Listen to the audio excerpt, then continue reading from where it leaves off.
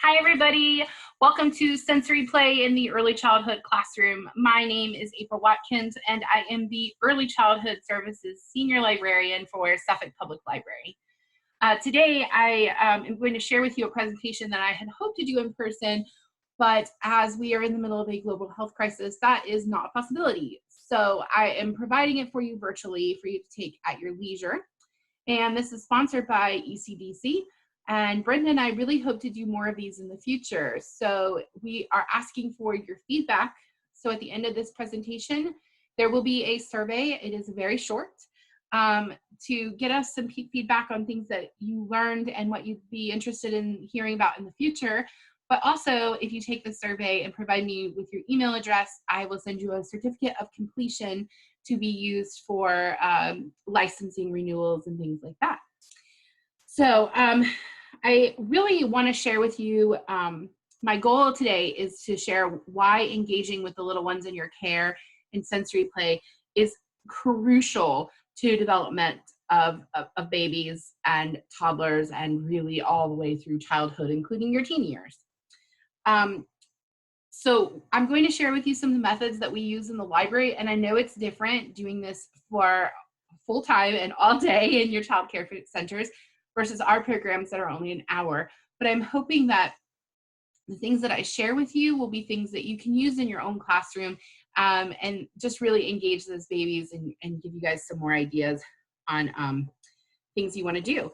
So the trick to all of this is that I am actually going to be looking down a lot because I've got my notes in front of me on my laptop and I'm recording on a tablet. So please bear with me. This is the first time I've done anything like this. So we're doing the best we can.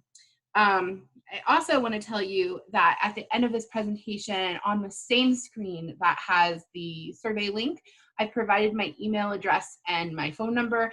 Please feel free to reach out to me with any questions. I'm here to be a resource for you as a senior librarian for the library. So whatever you need, please contact me and I will do my best to either make that happen for you or connect you with resources that can make that happen.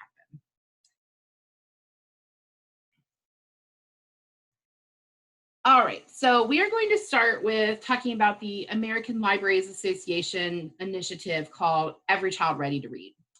So abbreviated, that's ECRR. So ECRR was designed with 5 literacy skills in mind, and those are on your screen here. They are talking, singing, reading, writing, and playing. And essentially, this was put together by a group of early childhood educators as well as librarian professionals. And they determined that if a child has these 5 things, if they've engaged in these 5 things prior to entering kindergarten, they are more likely to have a successful time learning to read. So we call these early literacy skills, and you might not think of them all as early literacy skills, like what does playing actually have to do with that? But I'm going to share that with you.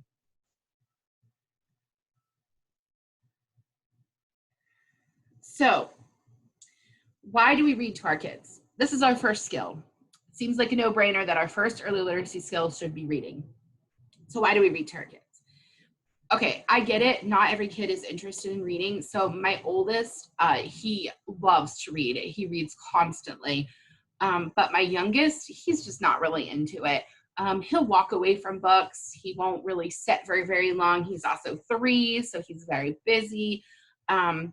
So I get it. It's just not his thing, and it is really hard to get him to engage in this. So here's why we do reading with our little ones. There are many studies that show that if children are not read to before they enter kindergarten, they will statistically never read on grade level. I'm going to say that again because it's very important. Kids that are not read to before entering kindergarten will statistically never read on grade level. That is a scary fact.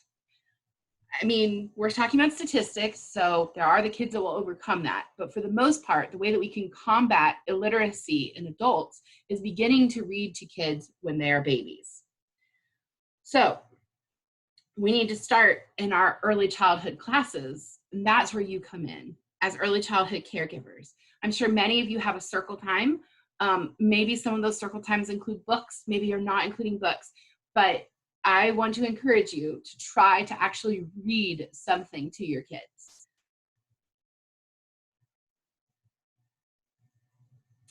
And as I said on the previous slide, kids entering kindergarten that haven't been read to will struggle to learn how to read.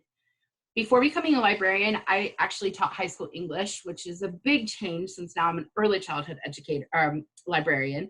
But I taught a lot of students who struggled with reading. They would constantly tell me that reading was hard and they didn't like it. And I noticed a trend. My students who love to read came from families where their parents read to them. These student kids entered school better prepared to learn to read because they had letter recognition and some letter sounds gained through reading with their parents. So that is where we come in as early childhood educators, working in early childhood classrooms, working in your daycares and preschools. We are providing a space for them to enter into kindergarten prepared to learn how to read.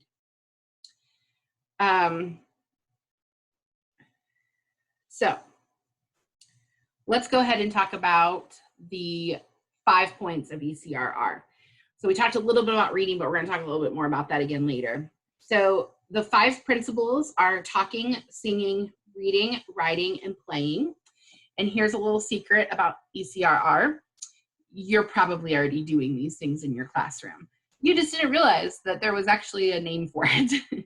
And that's actually a good thing because that means you're already a step ahead.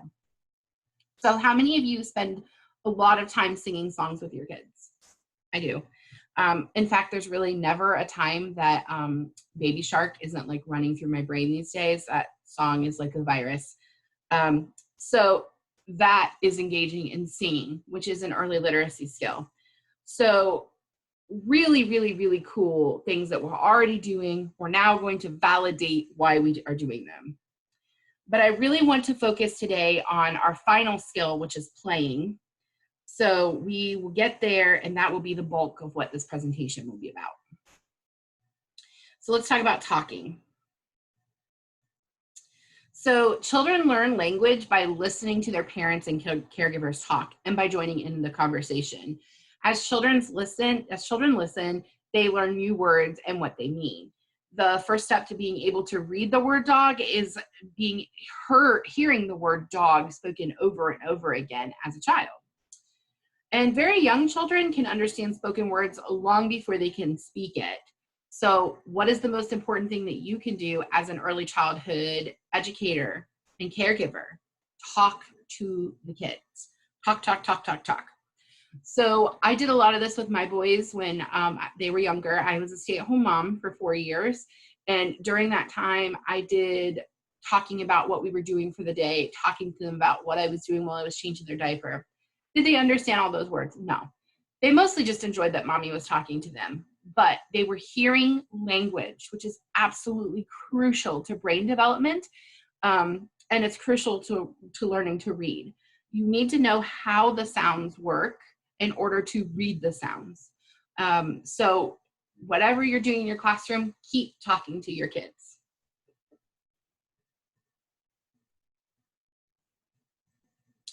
So let's talk about singing. Songs are a fantastic way to develop language listening skills and slow down language so that children can hear the different sounds that make up the words.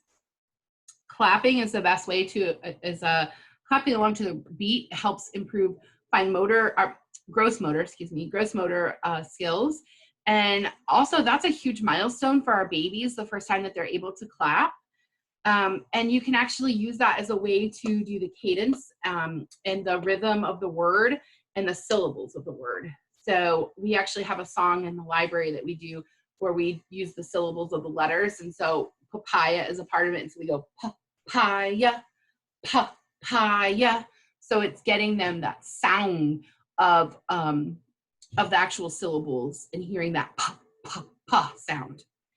So I know you all are doing this. This is the way we wash our hands, wash our hands, wash our hands. That's a common tune that we've reworked in the early childhood setting over and over and over again to keep that repetition, keep that routine. we sometimes guess that song by playing a melody, and can they guess the song? I don't know about you all, but the kids that my kids, the second that a Frozen song starts, they know it's Frozen, and mommy starts having a headache. But Twinkle Twinkle Little Star is a really great one too, to rewrite songs to. My favorite children's musicians are actually on the screen for you right now. Raffi, he's a classic. He's been around since I was a kid.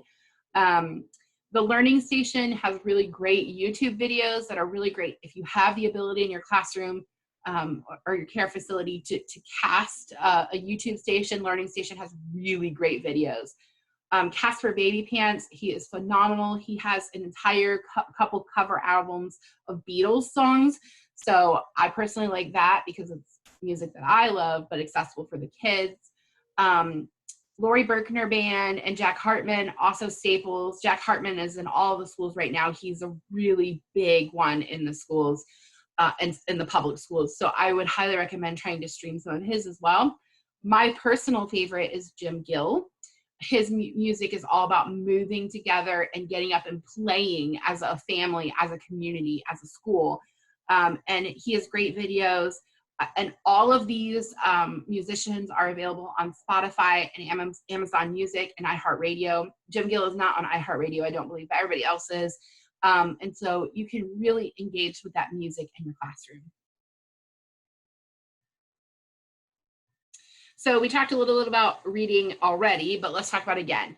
The best way to learn how to read is just to read. It's just hands down the best way to learn. So I really encourage you to read together every day. This picture here has a teacher holding up a large book. I do story time very regularly in the library, at least twice a week, every week, and I still struggle to hold these large books. You do not have to do that. The point is to be engaging and reading with your kids, so it doesn't really matter the size of the book, just reading to them is really important. You can even create a space in your classroom that's like a comfy reading nook area. So you can put some beanbag chairs there, or if you're worried about those getting dirty or potty training accidents, maybe you just put like some carpet squares in that area. Whatever you do, put some books in an area and make it feel very special to sit there and read by yourself. Because kids that cannot read yet, kids that are pre-literate, they still enjoy flipping through books, and really encouraging them to do that is an awesome way to engage in early literacy. So speaking of early literacy engagement, these are two programs that we have in Suffolk Public Library. Ready Rosie is actually a partnership with ECDC, who has sponsored this webinar. So Ready Rosie pushes out to you weekly suggestions on literacy engagement activities that you can do. There are things that can be done around the dining room table. There are things that can be done in your classroom. And all you do is sign up for those emails, and they send you the resources directly. It's so much better than trying to hunt down things on like YouTube and find a good video. They're providing all of that for you. So I highly recommend Ready Rosie. It is an absolutely free program for everyone in Suffolk to sign up for it. Individually, you can get your family signed up for it, or as a center, you could sign up as well. So if you're interested in that program, definitely hit me up for more information, or talk to Brenda with ECDC because she can get you signed up as well. The other program that we have is 1,000 Books Before Kindergarten. So this program is actually a national nonprofit program that really just encourages kids to read. And the goal is in the title. It's to read 1,000 books before you enter kindergarten.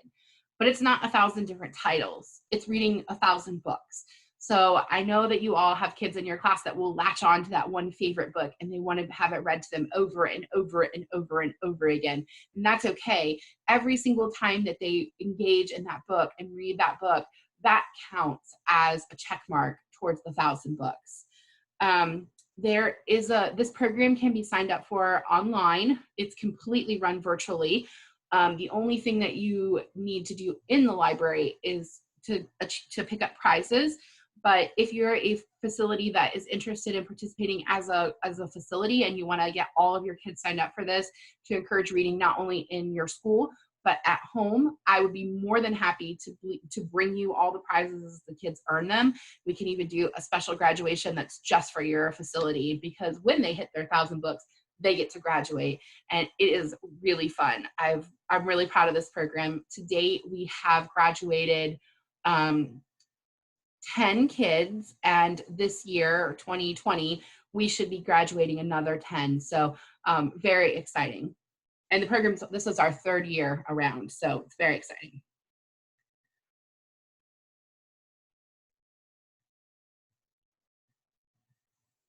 All right, so these are some of my favorite authors at this age. Selena Yoon, she writes some great books. The illustrations are gorgeous. I highly recommend her.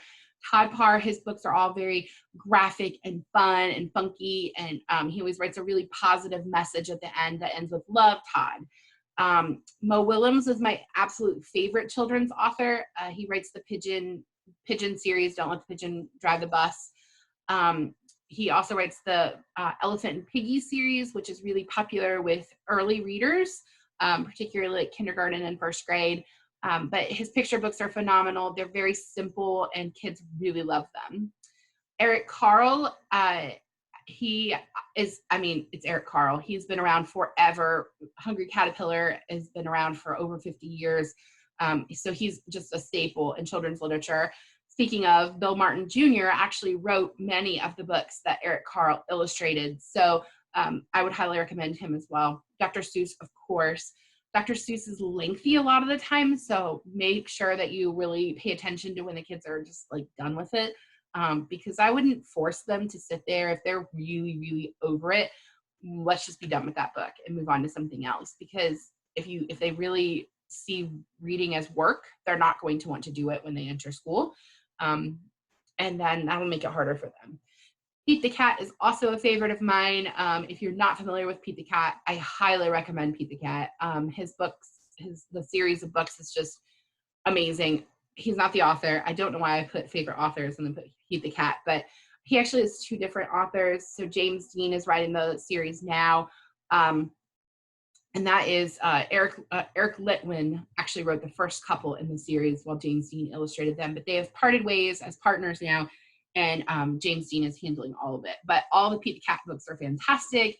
There are great YouTube videos with Pete the Cat. There's a whole series on Amazon. So it's a really great way to engage in literacy beyond just the reading.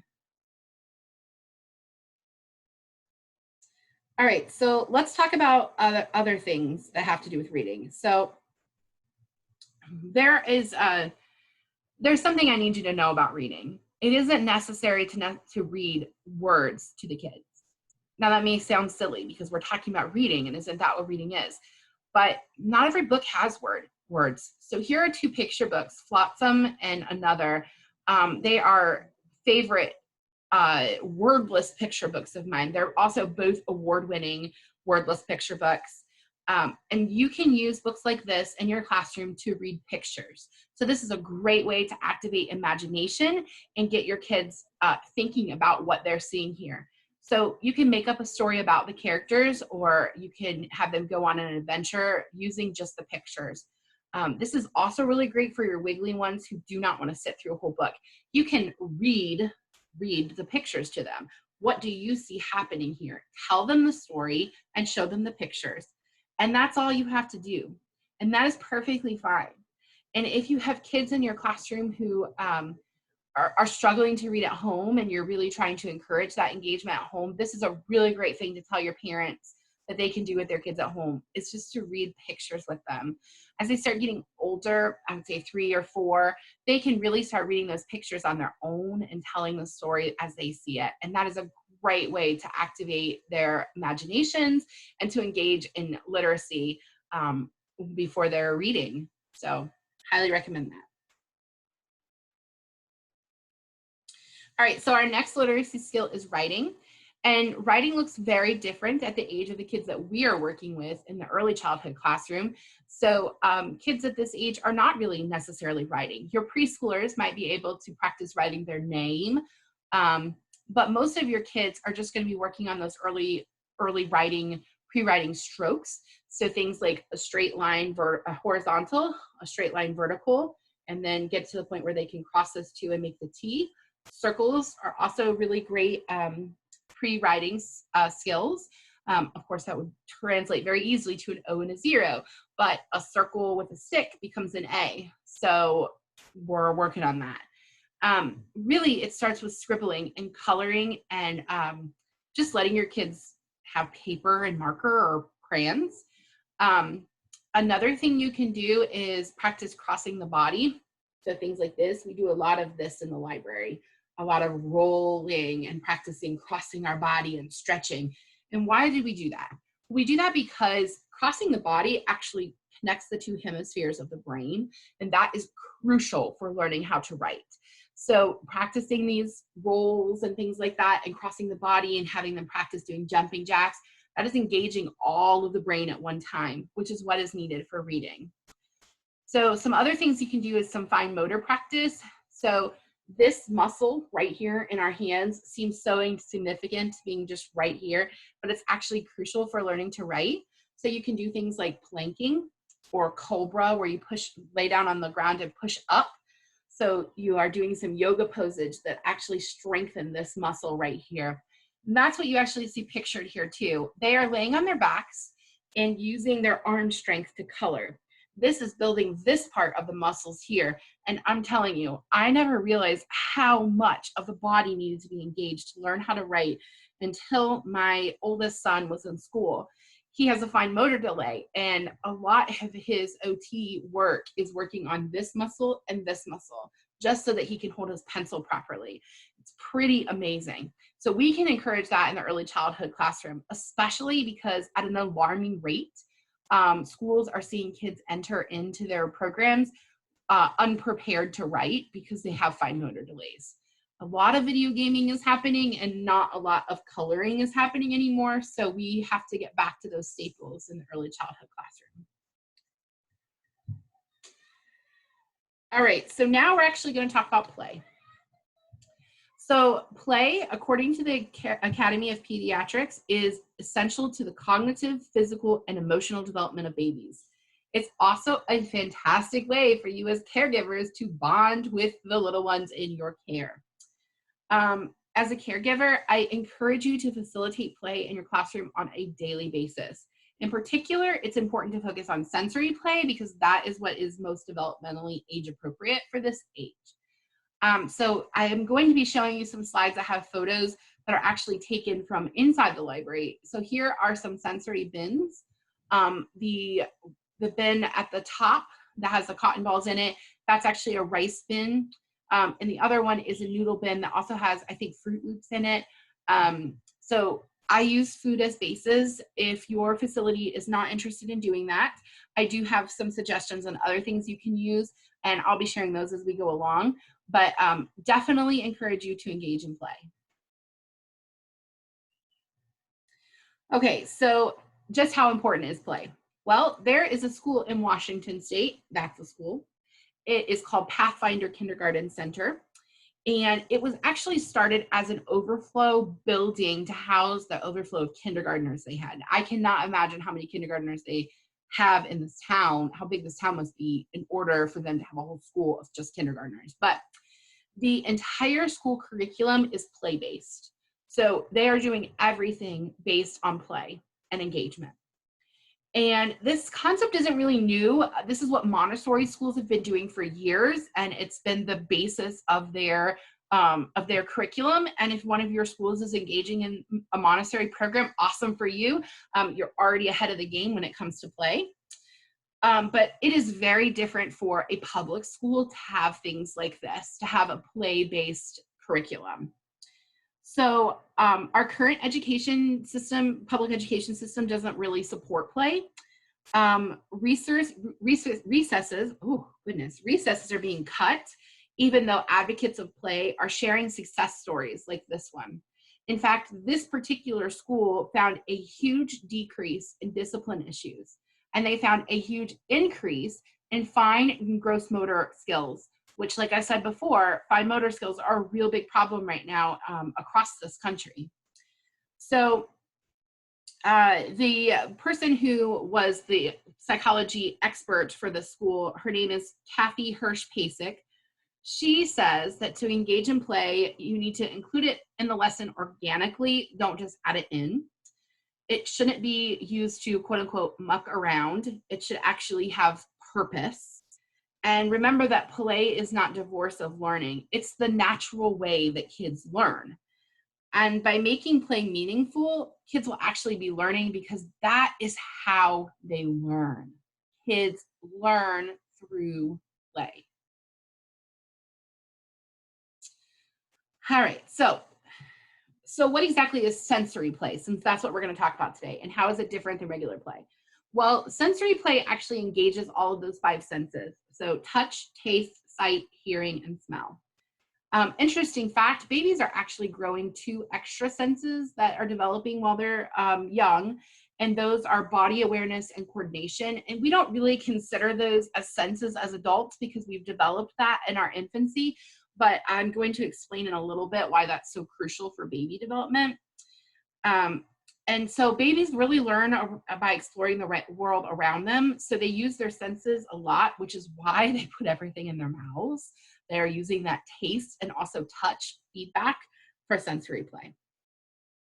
So there are many reasons to engage in sensory play, but here are 5. If you need to justify them, here are 5. Research shows that sensory play builds nerve connections in the brain's pathways, which is why babies put things in their mouths. We just said that. So, oh, I skipped a part. Let me go back and do this. Here are the 5 reasons. I just read the line twice. Sorry about that. Research shows that sensory play builds nerve connections in the brain's pathways, which leads to the child's ability to complete more complex learning tasks. Sensory play supports language development, cognitive growth, fine and gross motor growth, and problem-solving skills. And here's a big one, social interaction. This type of play aids in developing and enhancing memory. It's great for calming anxious or frustrated children. And it also helps kids learn about attributes, things like sticky or hot or cold. All great things to learn.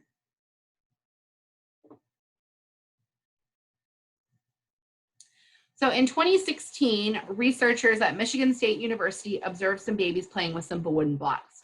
Not the blocks in this picture. That's my oldest son when he was 3 playing with some blocks in our house. They were trying to determine if, given absolutely no guidance whatsoever, babies would be able to classify things. So this is what they found out. The babies did classify them. They engaged their 5 senses. They noticed that the babies were doing things like tasting the blocks and touching them and trying to maybe even smell them a little bit just to try to figure out what is this block and what do I do with it. And what they noticed is that the babies were then dividing them by preference. It wasn't necessarily by color because at this age, this is not necessarily something they can do to separate by color. Now your preschoolers, yes, they can separate by color. But what they were noticing was that they were just, however this block felt to the kids, they were able to separate them, the ones that they had a preference for. And that was by using their sensory, or their 5 senses. Something to think about when you're doing sensory play is safety. So researcher Kitty Butcher, she says, while safety is always a concern, the teachers of young children must be aware of and attentive to providing young children with a variety of materials and objects that have different colors, textures, and smells, which will enrich a child's life and build the skills they will need as adults. So I know safety can be a concern, but as long as we're playing safely with objects, it is absolutely crucial that we're giving them sensory play opportunities.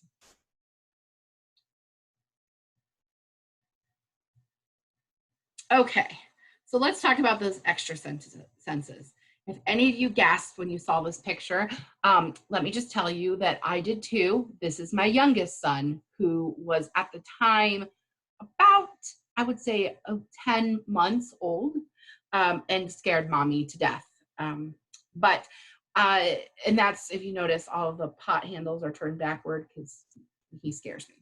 All right, so let's talk about those other senses. So body awareness is the baby developing a sense of what their own body is. So during this time, you'll see them do things like pulling on their ears, chewing on their hands, chewing on their feet. So adorable when they can get that whole foot in their mouth. That is them exploring their bodies. Excuse me. And then when they start exploring, using their bodies to explore the space around them, that is coordination. Very scary time for us as caregivers when they start climbing on things and when they start figuring out how to escape the barriers that we've set up for them. Standing on the edge of things very precariously where you're like, how are you even up there? The thing about these skills is they develop at the baby's own pace. So you may have a 5-month-old that can do a really great job of putting its foot in its mouth and a 10-month-old that's still trying to figure out how to clap. And then you may have your 6-month-old that is somehow very coordinated and climbing up on everything. And you're like, could you just stop for a second? And then maybe a 3-year-old that's still working on that themselves. So a lot of that is just about their own personalities, and they do it all on their own time. So this is a quote from Eric Strickland.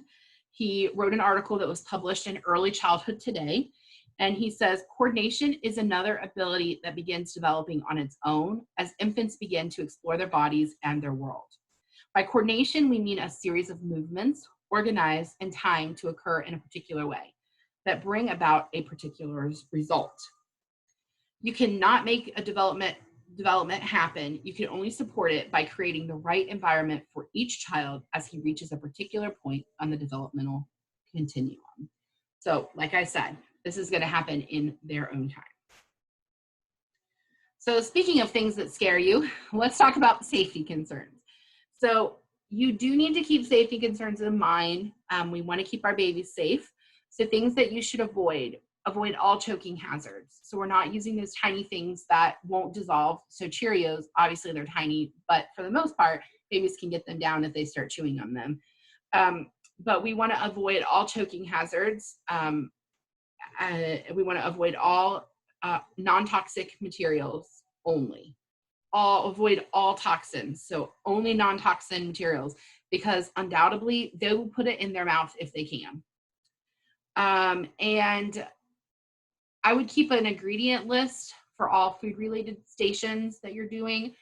This will help you if a baby develops an allergy, or if you're alerted to an allergen that a baby is sensitive to, you can avoid having those in those stations. It's really hard to have all your stations be allergen-free, especially because you might not have a baby who's experienced the allergen yet. But we do the best we can, especially like in the library, because we don't know our kids as well as you do in the caregiving facilities. But definitely consider those things when you're creating sensory play opportunities. All right, so now I'm going to share with you some activities that we've done in the library and that have been really successful. And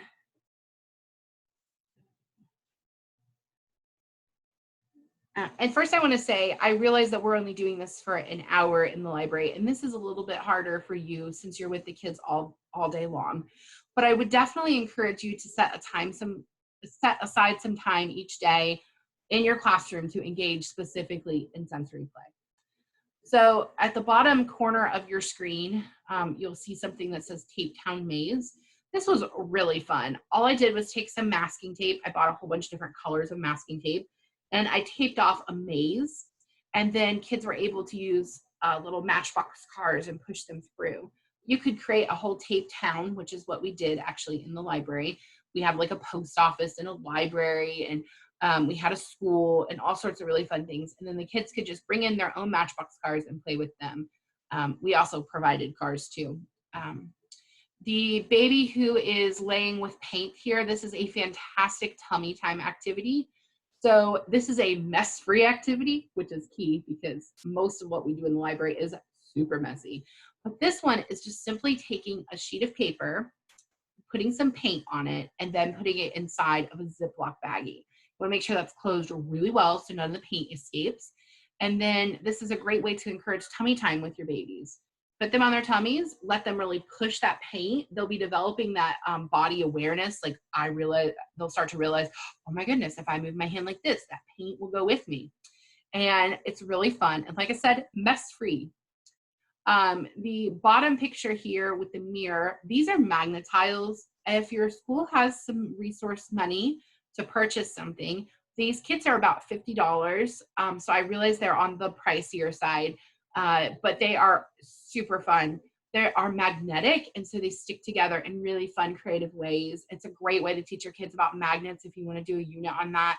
They're especially good for preschoolers. So if you're not ready to invest in something like this, I totally understand, because like I said, they are $50. But if you have extra money at some point, like when does that ever happen, right? Or if you get a grant, this is definitely something I would highly recommend. The little girl over here on the right, she is playing with fake snow. It is made with hair conditioner and baking soda. So I use like Suave coconut hair conditioner because it's cheap and it's pretty easy to find it at Walmart. And you just mix it with baking soda. And the recipe can be found very easily on Pinterest.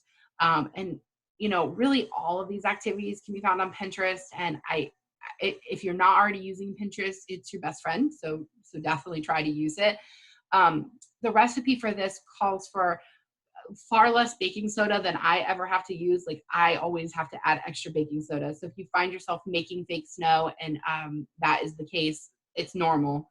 The cool thing about this fake snow is that it actually feels cold to the touch. So that's pretty fun for the kids to explore it.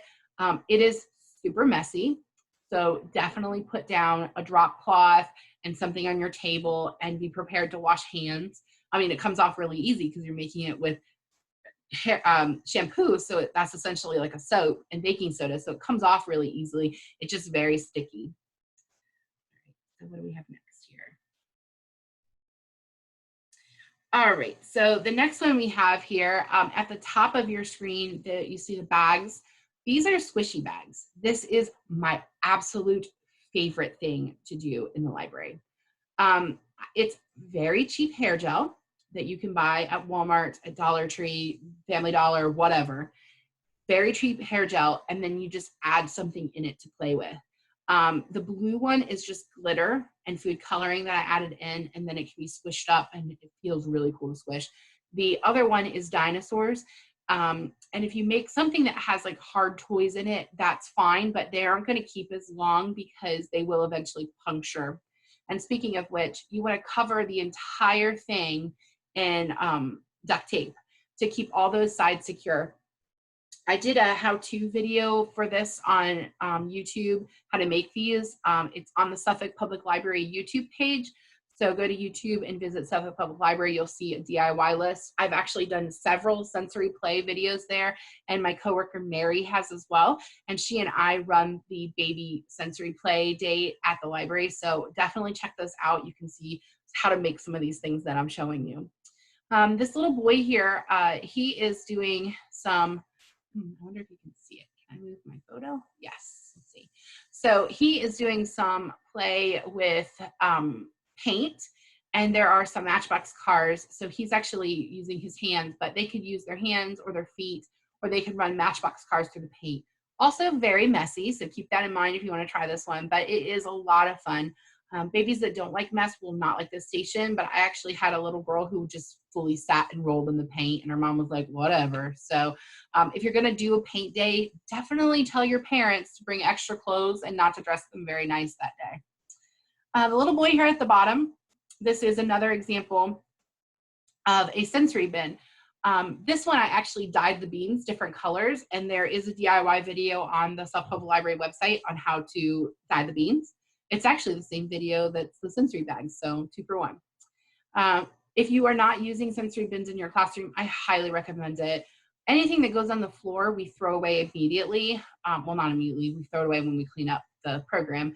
But anything that remains on the table or in the bin, for the most part, we just bag that back up again in a Ziploc baggie and keep it for next time.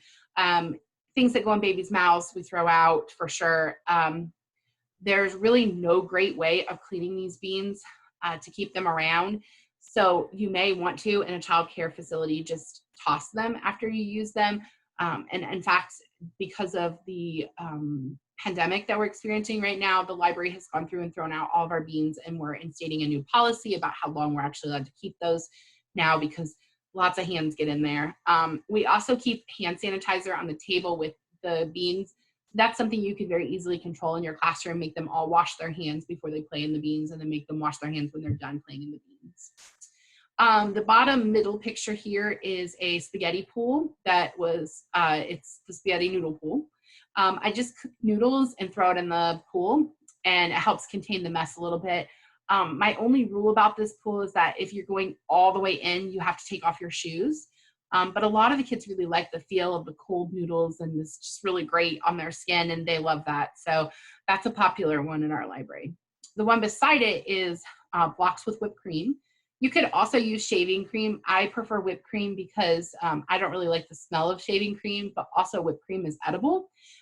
So if the babies put it in their mouth, because the babies will put it in their mouth, at least then it's actually food.